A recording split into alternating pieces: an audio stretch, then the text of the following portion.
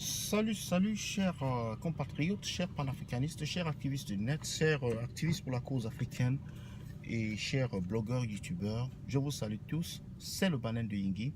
Alors je reviens à vous aujourd'hui avec un sujet très brûlant. C'est un sujet, c'est au sujet en fait d'une vidéo qui a circulé largement depuis la journée d'hier sur les réseaux sociaux, montrant des militaires en train de tabasser des employés ou bien deux jeunes hommes.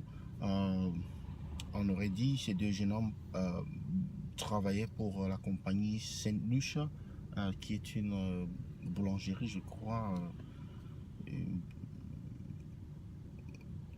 En fait, le problème, c'était sur la question des ordures qui auraient été jetées à même le sol, ou alors sur la voie publique, plutôt que dans les bacs à ordures qui sont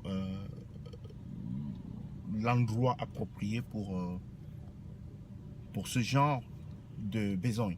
Mais bon, moi j'aimerais un peu disséquer la vidéo, du moins à ce qui nous paraît pourtant plausible. C'est qu'on n'a forcément pas vu les jeunes hommes sur cette vidéo en train de jeter les ordures.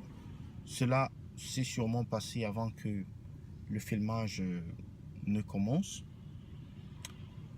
Il faut poser le problème à la base.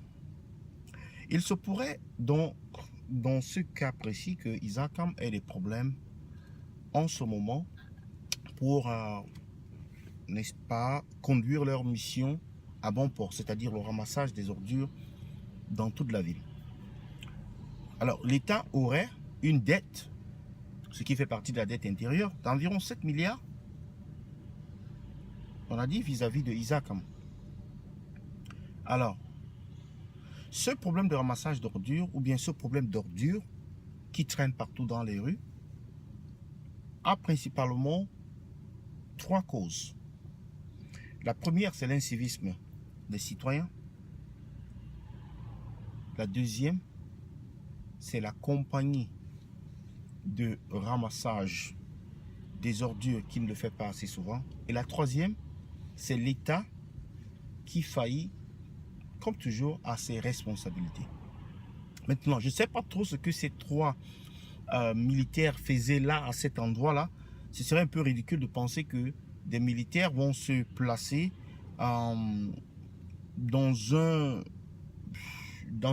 près d'une immondice d'ordures et pour essayer de dissuader les gens d'y verser encore plus d'ordures. Ça, je ne sais pas.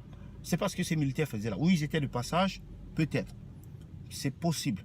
Ou ils étaient dans une buvette tout à côté, c'est possible. Je ne sais pas ce qu'ils faisaient là.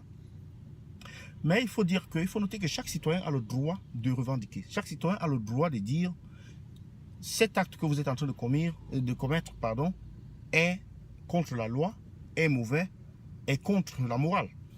Chaque citoyen a ce droit. Mais maintenant, est-ce que nous pouvons exclusivement donner le droit à des militaires de tabasser, de violenter, de molester des gens simplement parce que ils ont fait quelque chose de reprochable? Ces jeunes hommes, ils n'ont pas volé dans une boutique, ils n'ont pas... Mais s'ils avaient volé dans une boutique, qu'est-ce que les militaires auraient fait? Je ne sais pas. Mais est-ce qu'il revient aux militaires, en fait, de faire la justice? Est-ce qu'il revient à ces militaires de faire la justice? Non. Ils avaient plusieurs options. Les options, c'était d'imposer, de demander à ces gens de ramasser les ordures. Cela pouvait être fait dans un cadre amical, dans un cadre de paix, dans un cadre d'ordre, c'est-à-dire avec de l'ordre, plutôt que de les contraindre à une bastonnade pour ramasser les ordures. Je ne sais pas trop. En fait, c'est ce que je mets auprès de vous là aujourd'hui. Je soumets à votre appréciation de savoir ce que vous pensez de cet acte de ces militaires-là qui ont tabassé ces deux jeunes hommes. Est-ce que c'est normal? Bien sûr, les jeunes hommes ne devaient pas verser les ordures par terre, mais si la compagnie ne ramasse pas les ordures, à qui la faute? On dit que le bac était vide. Moi, je vois un peu d'ordures dans le bac. Donc, j'attends vos commentaires incessamment. Partagez la vidéo, abonnez-vous, merci.